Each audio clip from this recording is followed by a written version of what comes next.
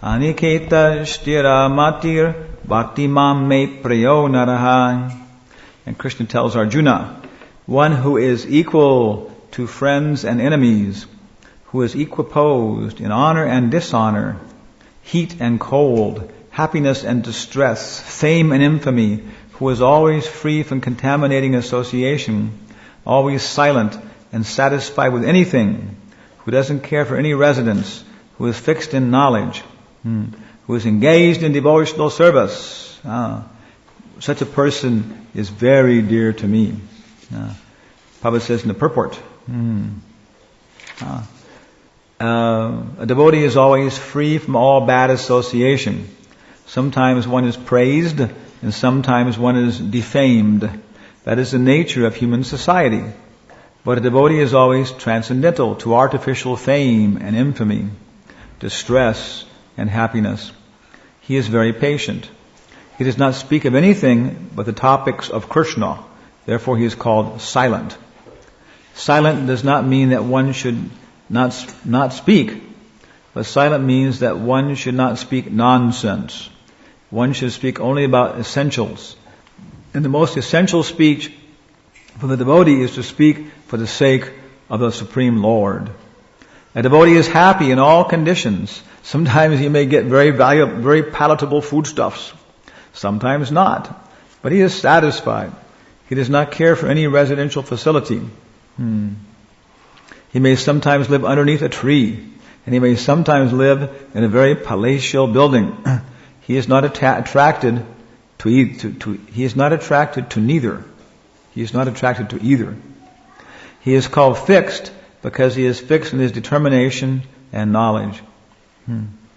We may find some repetition in the descriptions of the qualifications of a devotee, but this is just to emphasize the fact that a devotee must acquire all these qualifications.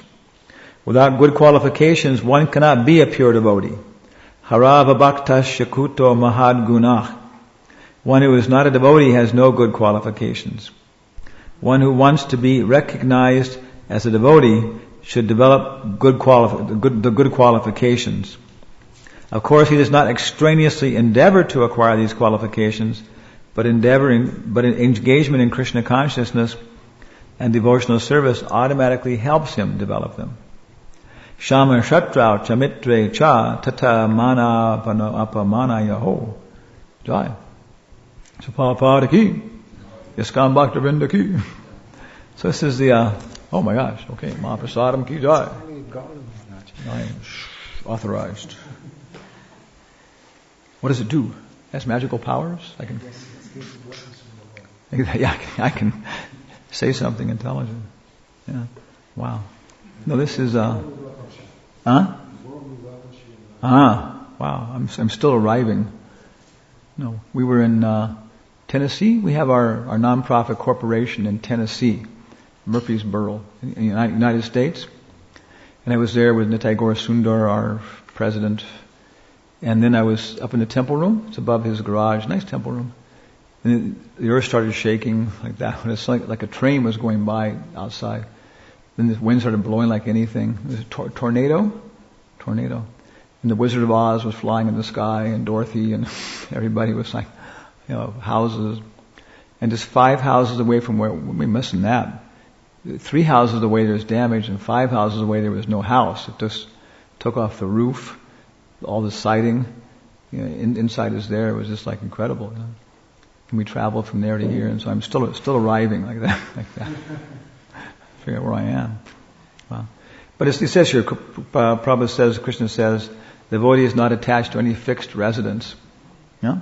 So he's fixed in his knowledge, he's fixed in his determination. So the more we're like that, we can tolerate being in tornadoes one day, airplanes the next day, VIP rooms the next day, like that, changing.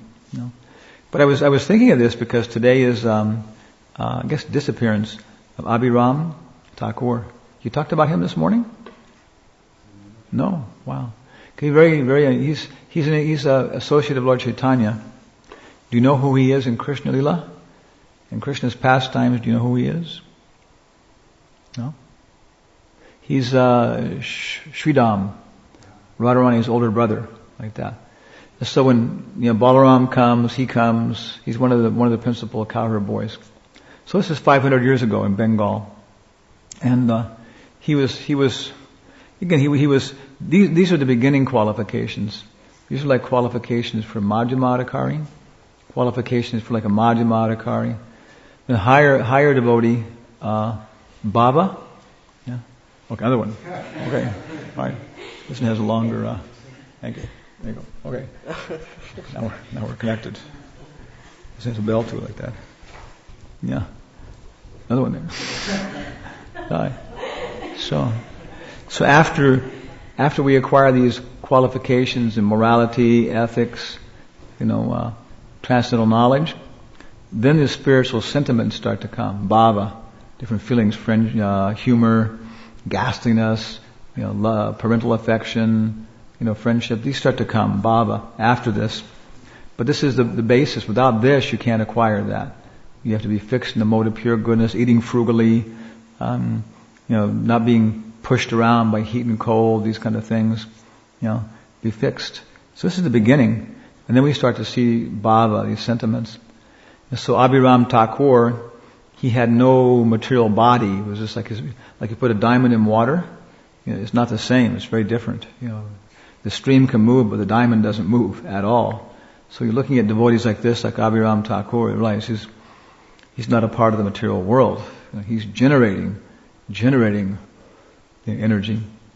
And he was always absorbed in the mood of a cowherd boy, always absorbed in the service of Lord Nityananda. And he had a flute with 7 knots he would play. And he also had a whip called Jai Mangala, his whip.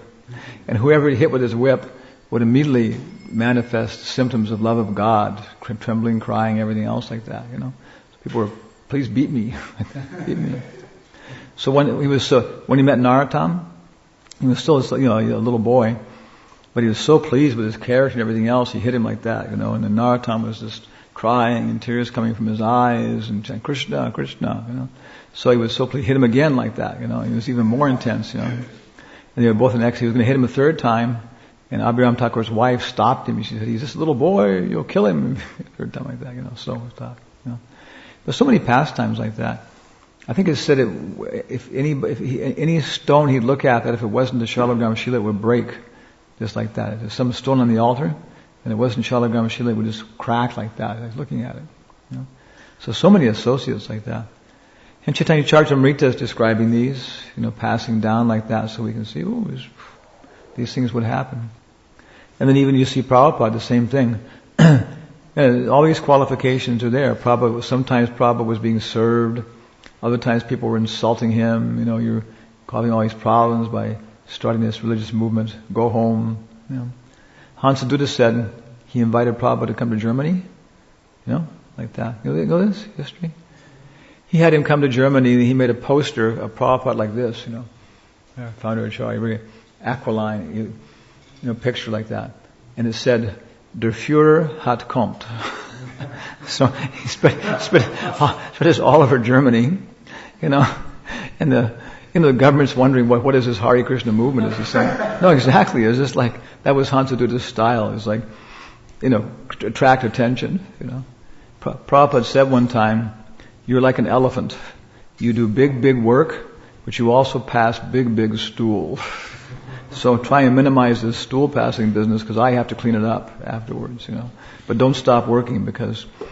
So, all this interest is there, and Prabhupada came, and people were coming to the lectures like that. He traveled in Germany. Then the Hansadutta invited him a second time. He told us this. And Prabhupada said, "I cannot go there again. There are people there who would kill me." Like that. So they're intelligent enough to figure out this guy's dangerous.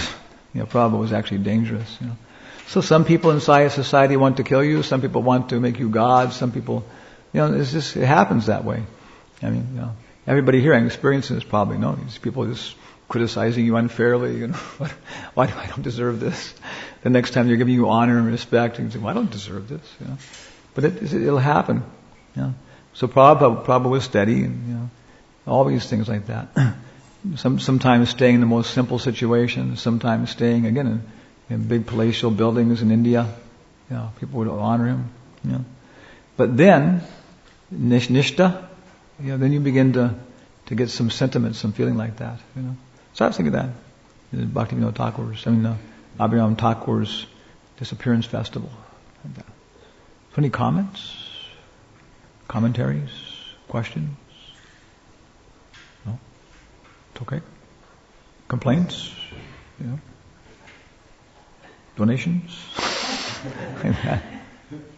I wish the wind is blowing there. And the wind is nice. It's nice. Yeah. Another one? That's for him. Make him up there. Hari Bol. Mahaprasadam ki jai. Jai. Julius Caesar. Caesar Augustus.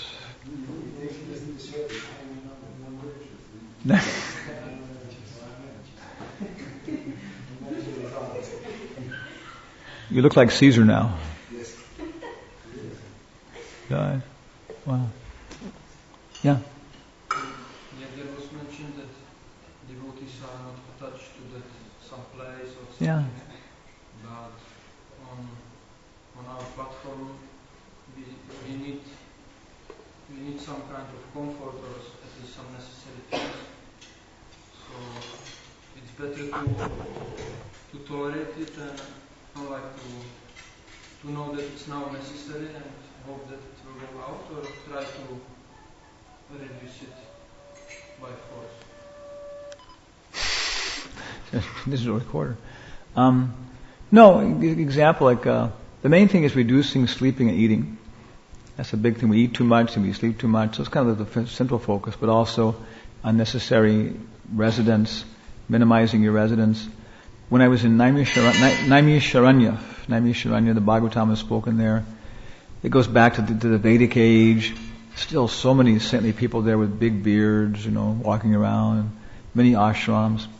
If you're sannyasi, you can live there for free. They have, sannyasi area in the ashram. It's like a little wider than this.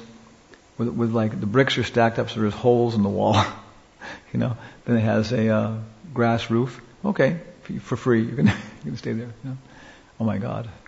Another. They keep coming. Die. So Prabhupada ki. Wow, that's nice. Okay.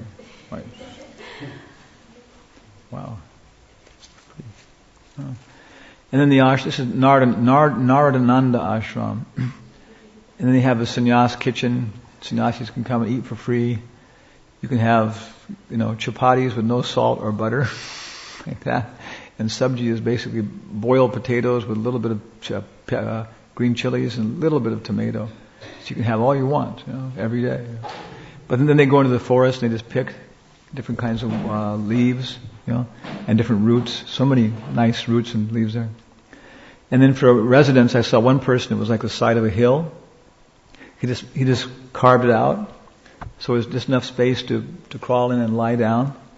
He'd taken some dry grass from the field, put in there for a mattress. Some wider grass, he just made it into a mat to put on top of that. Another mat, so when he crawled on his side, he put that mat in front of the door. And his body keeps it warm enough, like that. So there's your economic development. Yeah. But one devotee, Lena, very nice devotee, she was hearing about these things. She said, "Wow, if I had to live that way, I would go mad." But it's a fact. Lady's body is different, mentality is different, child's body is different. So different people, we have different karma. So the thing is to find a situation where we can make progress. Everybody's different. Ultimately, we have to renounce breathing. Right? Is anybody ready for that? Stop breathing. Yeah, everybody. Yeah, it's like you just try it for 3 minutes. Just speak. If you want to go back to God, if you want to go to Krishna, and just you stop eating for 3 weeks, you'll leave your body. Stop drinking water for 3 days, you'll leave your body. Stop breathing for 3 minutes, you can be with Krishna, like that. Yeah. So we have to find our particular position in terms of our karma and everything else. Then what Krishna is recommending to Arjuna is, and use that for me. Rather than using your particular situation, your potencies, and what do you call it?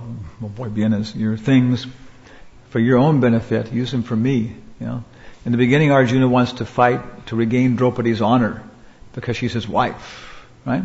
But after hearing Bhagavad Gita, he wants to fight to regain Draupadi's honor because she's Krishna's devotee. Like that. But he never recommends not fighting.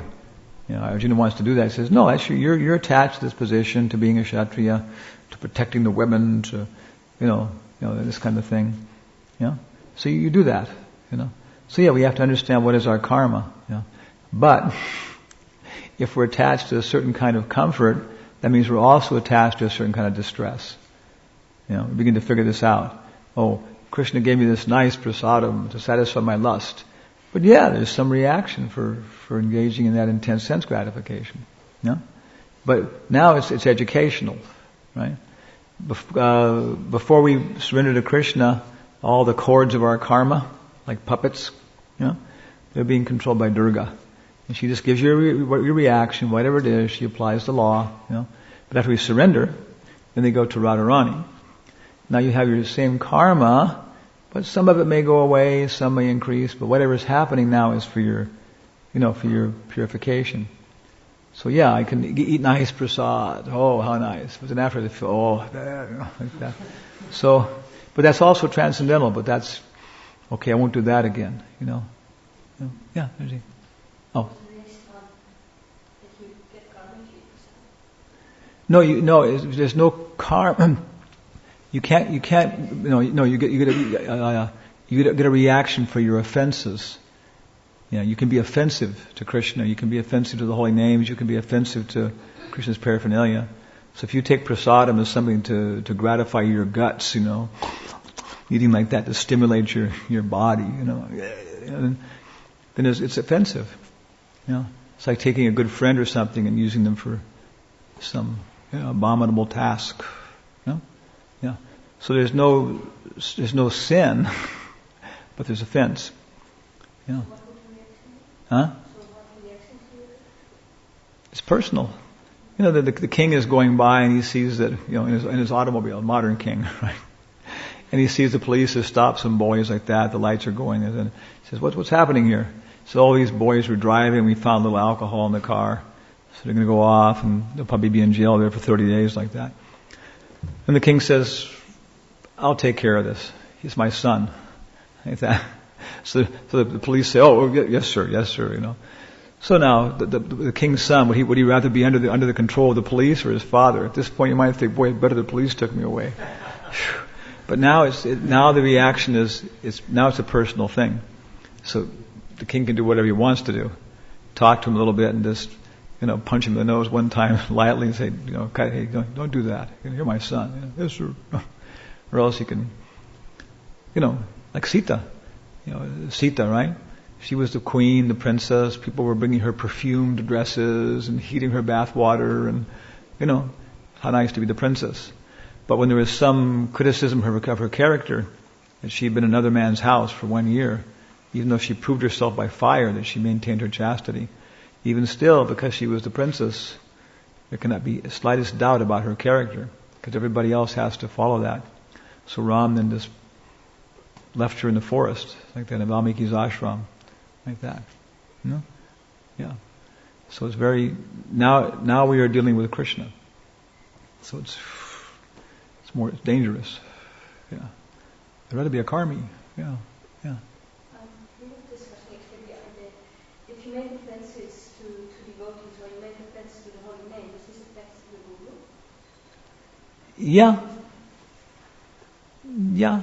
Again, it's like somebody, if somebody he gives his son, I don't know, 20 euros, keys to the car. He's in his secondary school. He says, "Okay, it's Friday night. Go watch the basketball game or whatever it is, football game with your friends. Come back by this time, So he doesn't come back, and sometime he gets a phone call, and the same thing. The police, they caught them drinking, driving. What should we do with them? Okay. Yeah, who's responsible? Well, the father is the what's it called? The ultimate cause. He's the ultimate cause. The efficient cause is the boys, and the material cause is alcohol. or the automobile. These are Aristotle's categories, and Prabhupada's using them again and again. And finally, after so many years, like 32 years, I finally realized where they're coming from, what it is. There's the potter's wheel, like that. He's making cups. He spins it like that, and he keeps like that. Okay. So what is the cause of the cup?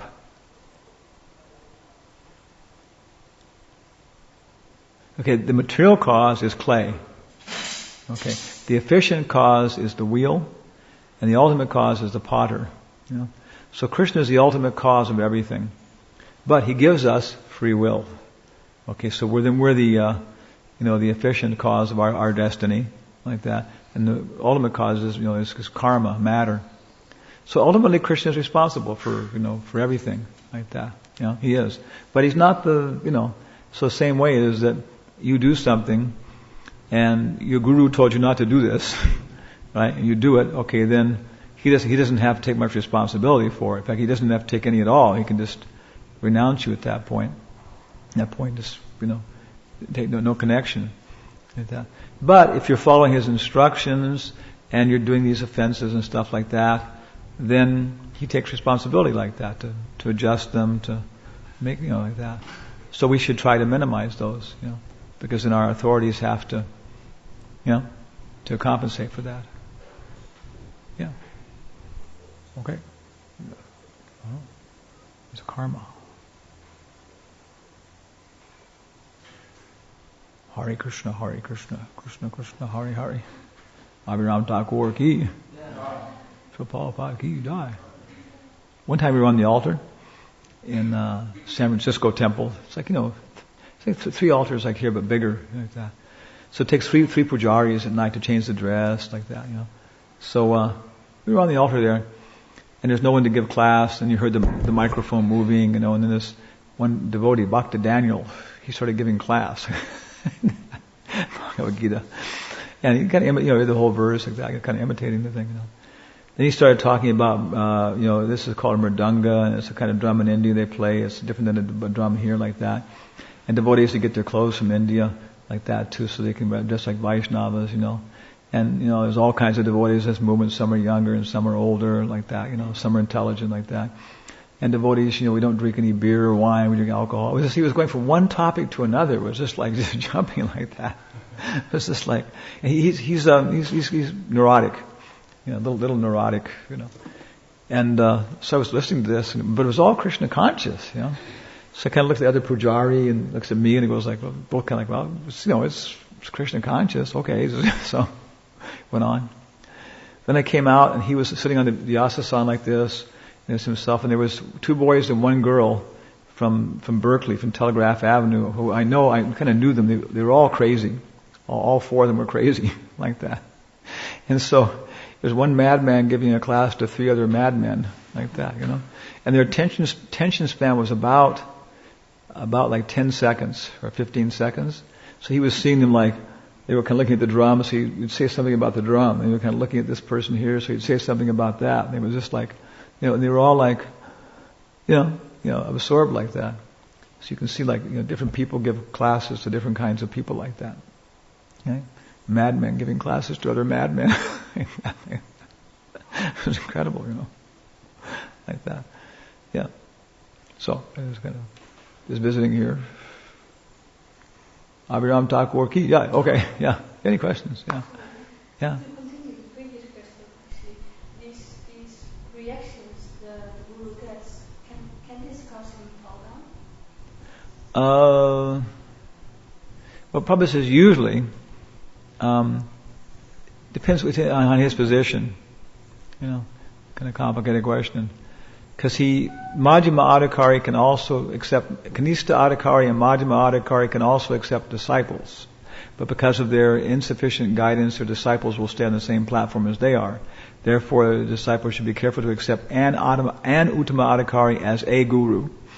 This is exact, very careful, every article. An Uttama Adhikari as a guru. So that's what happened when Prabhupada was here. Things haven't changed. When Prabhupada left, he was giving these instructions about initiations, and he said everything should go on the same way it is now. Nothing should change. So that's exactly the way it was when Prabhupada was here. There was Bhagavan, Hansaduda, Jayatirtha. Many people they were like leaders, and people had so much affection for them. They made them devotees. They trained them up. They were their gurus. And people that was reciprocal. And Prabhupada encouraged that. But they weren't the samstapaka acharya. From the very beginning, that's the very beginning. Before you open any of Prabhupada's books, he's already said who he is before you even open the book. It says founder acharya, like that, samstapaka acharya. So, different levels of people, on different levels of consciousness, like that. What was your question again? If you were just yeah. Can he fall down? Yeah. So if he's, Prabhupada says, therefore one should be careful not to accept too many disciples, because then he can fall down like that. Even Upadeshamrita explains that even Uttamadhikari, pretty much as I'm reading this again and again, it's almost like Prabhupada is saying, at first initiation you're Kanistadhikari, second initiation you're Madhyamadhikari, and Goswami, third initiation you're Uttamadhikari. it's like almost that simple. But even he can fall down if he becomes envious or becomes proud, like that, so on. So every step we have to be, it's free will. You're never forced to serve Krishna by pleasure or anything else. It's always because you want to do it. And that Krishna is only doing this because he wants to do it. Or Krishna is forced to do this because I follow the rules. No, he's not. So he's doing it because he wants to do it. So there's this personal relationship. So even Uttamadhikari can fall down. Jad Bharat, he took only one disciple, but it was too much. Maharaj Bharata, right? A deer, right? Took him as his disciple. I will take you, raise you up. But that was too much because he got too. He did it for the wrong reason, like that. So if we're doing it for the right reason, then there's no problem. And Krishna will tell us how to adjust things, like that. Hansaduta told us, that Prabhupada told him, that every big man has 3 secretaries. With the first one he discusses something. This is happening in Croatia or someplace like that. And got this letter and this and that. So they talk about it. What does he say then?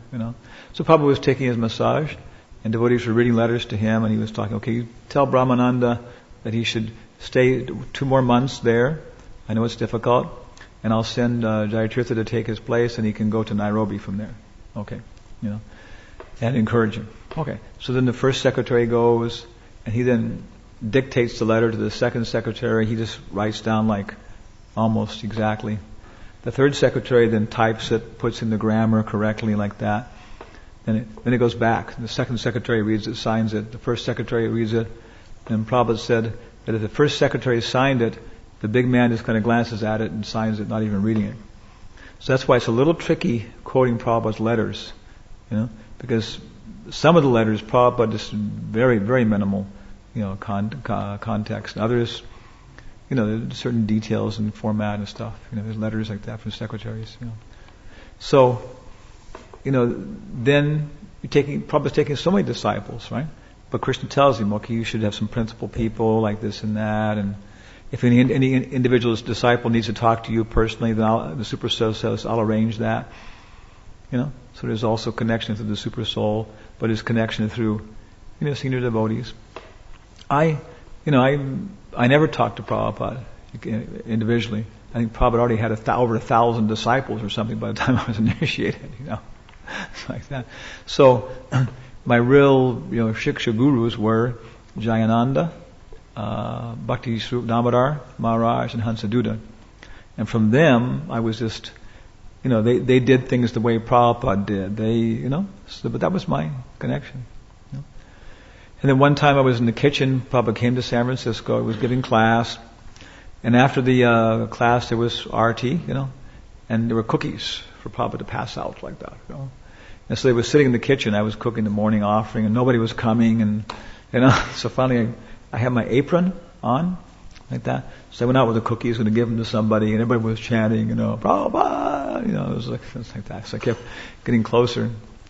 And finally, Tamal Krishna Maharaj pushed me to Prabhupada, And I was just sitting in front of Prabhupada holding his cookies up and afraid he was going to burn me to ashes or something like that, Like that. So, like that. In my apron, he's kind of looking at me like, who is this? So he took the cookies and, that's the only personal service I did to Prabhupada. But why did I do it? How did I do it? Because senior devotee pushed me to Prabhupada. So the ultimate principle is Trinadapi Sunichena Dororiva Sahishnuna. We're not trying to get closer, we're trying to get farther away. And become servant of the servant of the servant. Then it gets better and better. We can serve better and better like that. Even Radharani is trying to do that. Become the servant of the servant. She's trying to arrange for the gopis, to get a chance to. They're all little girls. They all want to see Krishna. And he says, "Well, you take this into him like that, bring it like that, Did he wink at you? So they're all trying to become servants of the servants. So then if you're doing it for the right purpose, then Krishna gives you intelligence, how to organize, many disciples like that, and then you won't fall down. But Prabhupada says, yes, if you're not properly situated, then, you can fall down like that. Other than that, again, depends how strong the guru is. An acharya like Prabhupada can hold on to people even though they have so many material attachments.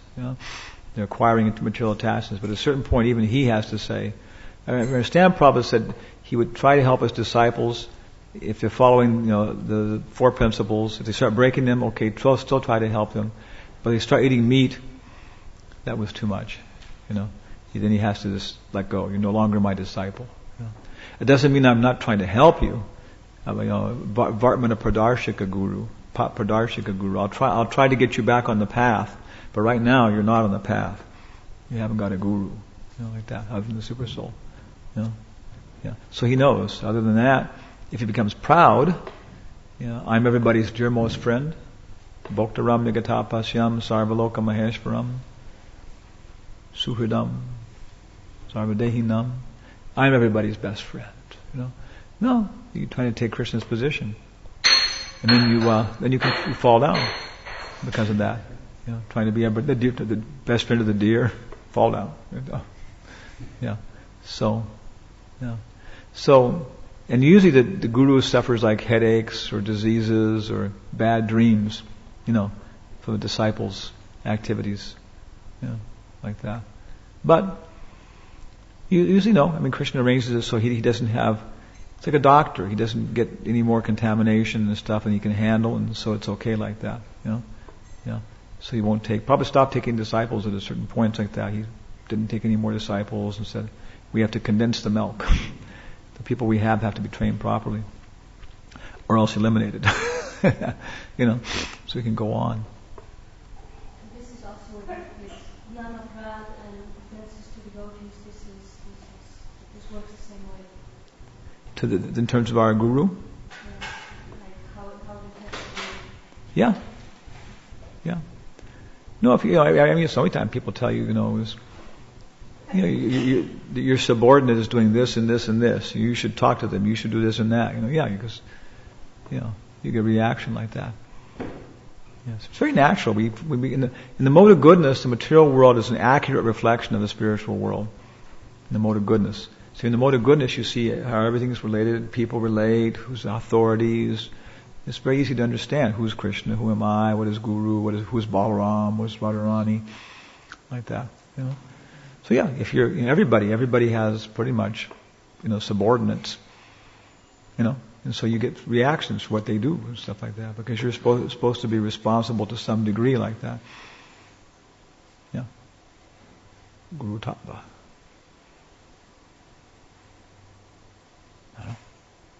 Okay.